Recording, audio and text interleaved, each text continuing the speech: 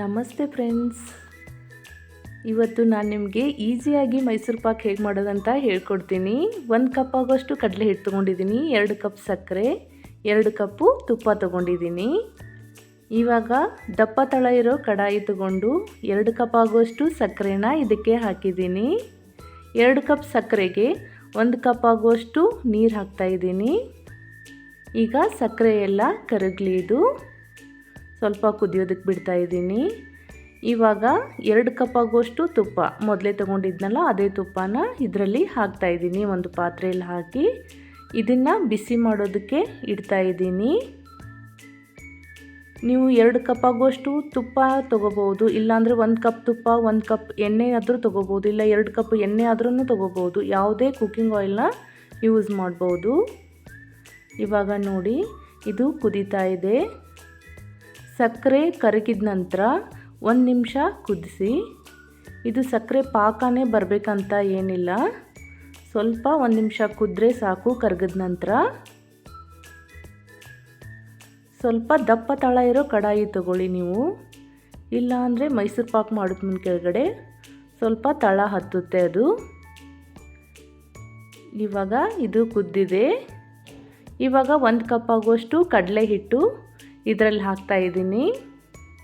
ಹಾಕಿ ಚೆನ್ನಾಗಿ ಕೈಯಿಂದ ಮಿಕ್ಸ್ ಮಾಡಿ, ಇದು ಸೌಟಿಂದ ಇದು ಹಿಟ್ಟಿನ ಗಂಟು ಉಳಿದೇ ಇರೋ ಥರ ಈ ಥರ ಕೈಯಿಂದ ಸ್ವಲ್ಪ ಕೈ ಆಡಿಸ್ಬೇಕು. ಸ್ಪೂನ್ ತಗೊಂಡು 1 ನಿಮಿಷ ಈ ಥರ ಕುದಿಸ್ತಾ ಇದ್ದೀನಿ ನಾನಿವಾಗ. ಈ ಥರ ಕೈ ಆಡಿಸ್ತಾ ಇದ್ದರೆ ಅದು ಹಿಟ್ಟು ಗಂಟು ಉಳಿದಿದ್ರೆ ಎಲ್ಲ ಹೋಗುತ್ತೆ. ಇವಾಗ ನಾವು ಸೈಡಲ್ಲಿ ತುಪ್ಪ ಬಿಸಿ ಮಾಡೋದಕ್ಕೆ ಇಟ್ಟಿದ್ದೀನಿ ನಾನಿವಾಗ.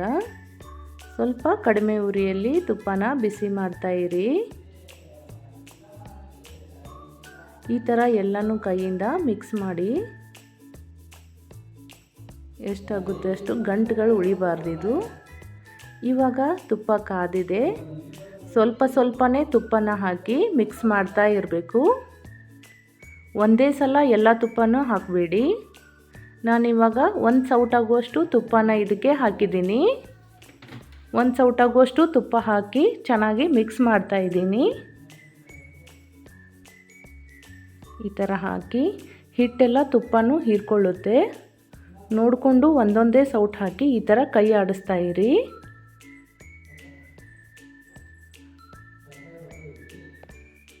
ಇವಾಗ ನೋಡಿ, ಹಿಟ್ಟೆಲ್ಲ ತುಪ್ಪನ ಹೀರ್ಕೊಳ್ತಾ ಇದೆ ಅದು. ಇವಾಗ ಈ ಥರ ಸ್ಪೂನಿಂದ ಕೈ ಆಡಿಸ್ತಾ ಇರಿ. ನಾನೊಂದು 3 ಸಲ ತುಪ್ಪನ ಹಾಕಿದ್ದೀನಿ. 3 ಸೌಟಾಗುವಷ್ಟು ತುಪ್ಪನ ಸ್ವಲ್ಪ ಹೊತ್ತು ಬಿಟ್ಬಿಟ್ಟು ಹಾಕ್ತಾಯಿದ್ದೀನಿ. ಹಾಕಿ ಚೆನ್ನಾಗಿ ಈ ಥರ ಕಲಸಿ. ನೋಡಿ, ಅದು ಹಿಟ್ಟೆಲ್ಲ ತುಪ್ಪನ ಹೀರ್ಕೊಳ್ತಾ ಇದೆ. ಇದೇ ಥರ ಕೈಯಿಂದ ಕಲಿಸ್ತಾ ಇರಿ. ಕೈ ಬಿಟ್ಟರೆ ಕೆಳಗಡೆ ಹತ್ತುತ್ತೆ. ಸ್ವಲ್ಪ ನಿಧಾನವಾಗಿ ಇದೇ ಥರ ಕೈ ಆಡಿಸ್ತಾ ಇರಿ. ಇದು ನಿಮಗೆ ಕರೆಕ್ಟಾಗಿ ಬಂದಿದೆ ಅಂತ ಇವಾಗ ನೋಡಿ, ಈ ಥರ ನೊರೆ ನೊರೆ ಥರ ಸ್ವಲ್ಪ ಹಗುರಾಗಿ ಉಬ್ಬೋಕ್ಕೆ ಶುರುವಾಗುತ್ತೆ ಹಿಟ್ಟು. ಈ ಥರ ಆದರೆ ನಿಮಗೆ ಇದು ಕರೆಕ್ಟಾಗಿ ಅದಕ್ಕೆ ಬಂದಿದೆ ಅಂತ ಅರ್ಥ. ನೋಡಿ, ಸೈಡ್ಗೆಲ್ಲ ತುಪ್ಪ ಬರ್ತಾ ಇದೆ. ಈ ಥರ ಆದರೆ ಕರೆಕ್ಟಾಗಿ ಆಗಿದೆ. ನೋಡಿ, ಇವಾಗ ರೆಡಿಯಾಗಿದೆ. ನಾನೊಂದು ಕೇಕ್ ಟಿನ್ಗೆ ತುಪ್ಪ ಸವರಿದ್ದೆ. ಇವಾಗ ಈ ಹಿಟ್ಟನ್ನೆಲ್ಲ ಇದಕ್ಕೆ ಹಾಕ್ತಾ ಇದ್ದೀನಿ.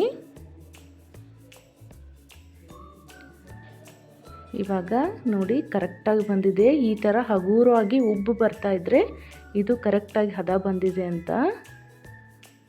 ಎಲ್ಲನೂ ಈಗ ಇದರಲ್ಲಿ ಹಾಕ್ತಾ ಇದ್ದೀನಿ ನಾನು. ನೋಡಿ, ನೀವು ಯಾವುದೇ ಕಾರಣಕ್ಕೂ ಇದ್ರ ಮೇಲೆ ಸ್ಪೂನಿಂದ ಪ್ರೆಸ್ ಮಾಡೋದಾಗಿರ್ಬೋದು ಅಥವಾ ಟ್ಯಾಪ್ ಮಾಡೋದಾಗಿರ್ಬೋದು ಮಾಡಬೇಡಿ. ಇದೇ ಥರ ಬಿಟ್ಬಿಡಿ.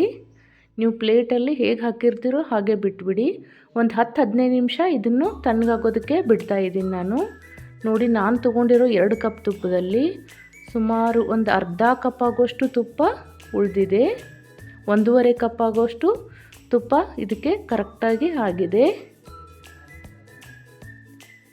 ನೋಡಿ, ಇವಾಗ ಒಂದು 10 ನಿಮಿಷ ಆಗಿದೆ. ಇದು ತಣ್ಣಗಾಗಿದೆ. ಇವಾಗ ನಾವು ಇದನ್ನು ನಮಗೆ ಯಾವ ಶೇಪಲ್ಲಿ ಬೇಕೋ ಆ ಶೇಪಲ್ಲಿ ಕಟ್ ಮಾಡೋಣ.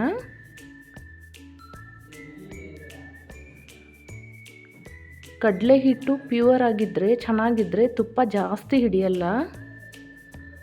ಅದಕ್ಕೆ ನಾವು ತೊಗೋಬೇಕಾದ್ರೇ ಅಳತೆ ನೋಡಿಕೊಂಡು 2 ಕಪ್ ಆಗುವಷ್ಟು ತುಪ್ಪನ ಮೊದಲೇ ತೊಗೊಂಡು ಬಿಸಿ ಮಾಡಿ ಇಟ್ಕೋಬೇಕು.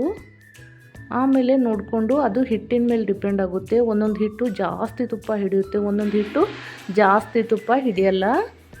ಇವಾಗ ನೋಡಿ ನಾನು ಈ ಥರ ಕಟ್ ಮಾಡಿದ್ದೀನಿ. ನೋಡಿ ಎಷ್ಟು ಚೆನ್ನಾಗಿ ಬಂದಿದೆ ಅಂತ ಶೇಪೆಲ್ಲ. ನಾನು ಮಾಡಿರೋ ರೆಸಿಪಿ ನಿಮಗೆ ಇಷ್ಟ ಆದರೆ ನಿಮ್ಮ ಫ್ಯಾಮ್ಲಿ ಫ್ರೆಂಡ್ಸ್ ಜೊತೆಗೆ ಶೇರ್ ಮಾಡಿ. ದೀಪಾಸ್ ಅಡುಗೆ ಕಥೆಯನ್ನು ಸಬ್ಸ್ಕ್ರೈಬ್ ಮಾಡ್ಕೊಳ್ಳಿ. ಹೇಗೆ ಅನ್ನಿಸ್ತು ಅಂತ ಕಮೆಂಟ್ ಮುಖಾಂತರ ತಿಳಿಸಿ. ನೋಡಿ ಎಷ್ಟು ಚೆನ್ನಾಗಿ ಬಂದಿದೆ ಅಂತ. ತುಂಬಾ ಸಿಂಪಲ್ಲಾಗಿ 3 ಪದಾರ್ಥದಿಂದ ನೋಡಿ ಎಷ್ಟು ಚೆನ್ನಾಗಿ ಬಂದಿದೆ ಮೈಸೂರು ಪಾಕ್ ಅಂತ.